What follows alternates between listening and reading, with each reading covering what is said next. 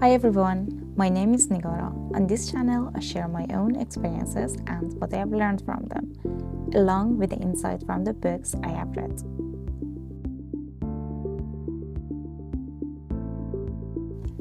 In the previous episode, we talked about taking things personally. Today, we will look at what happens right after that.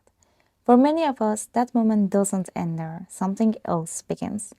For me, it becomes my best friend. A best friend that follows me everywhere, even to the bathroom at 3 a.m. In everything we take personally, there is usually one small aspect that hits harder than the rest. One sentence you said, one word someone used, one facial expression that lasted half a second. And that tiny detail becomes the center of attention. That's when overthinking starts. And in many situations, it's about something very small, a micro thing. But somehow that micro things becomes a full mental project because you replay it, you zoom in it, and you analyze it.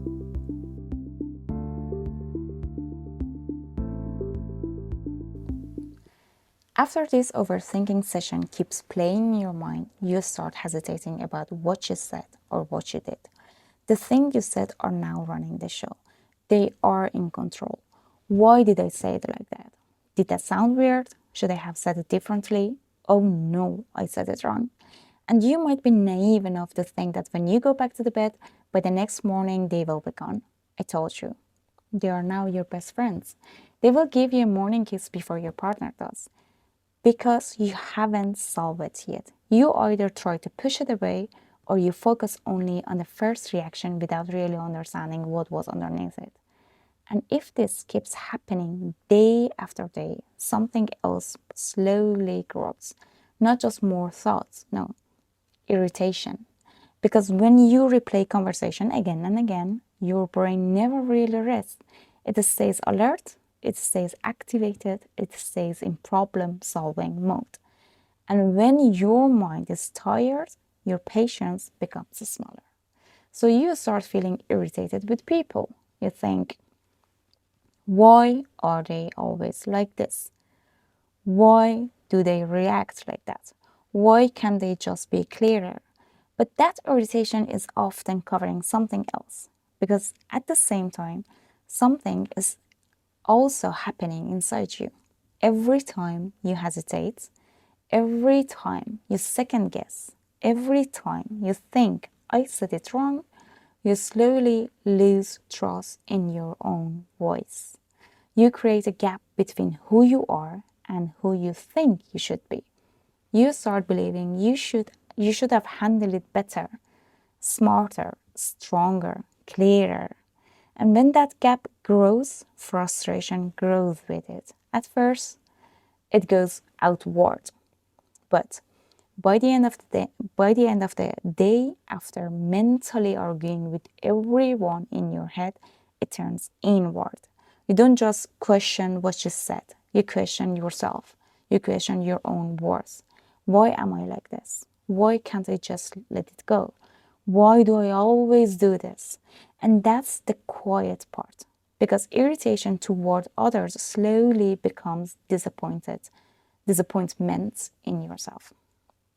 Not because you are weak, but because constant second guessing slowly reduces your confidence in your own voice. And when you don't trust your own voice, you either talk less or you withdraw emotionally. And that's where loneliness might begin.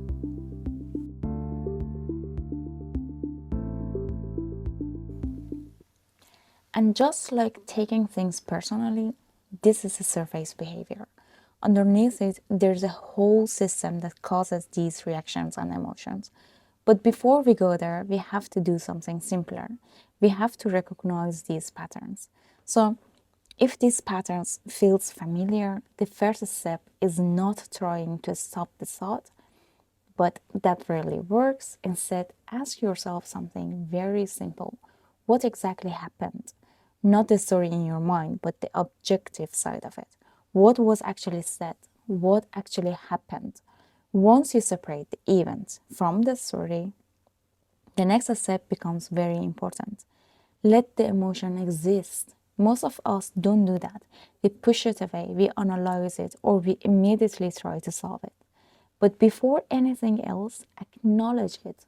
You can even say to yourself, something in that moment touched something in me. Maybe you felt embarrassed. Maybe you felt misunderstood. Maybe you felt small, but that's okay. Emotions don't disappear when we overthink them. Overthinking is often just the mind trying to take control of something it cannot control that way. Controls start somewhere smaller. It starts with acknowledging the emotion and letting it exist, not pushing it away, not analyzing it, not drawing conclusion, just letting it be there. After that, you have two options. If the situation is not urgent, you can postpone thinking about it. You can tell yourself, I will come back to this later. This way, the thought don't keep jumping in your mind all day. You decide when they get your attention. And this is already a form of control.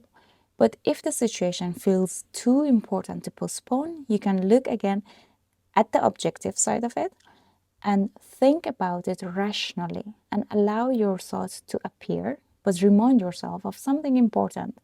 I feel my emotions, but that doesn't mean that they are 100% true. There might be other explanations, other perspectives.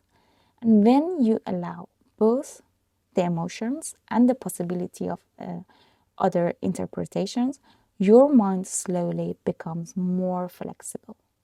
This is often when the overthinking becomes to loosen its grip. Not because you force it to stop, but because you gave your mind and your emotion a little more space to breathe. We will go deeper into the roots of these patterns later. But for now, recognizing the pattern and allowing the feelings is already the first step. And sometimes that small steps is where real changes begin.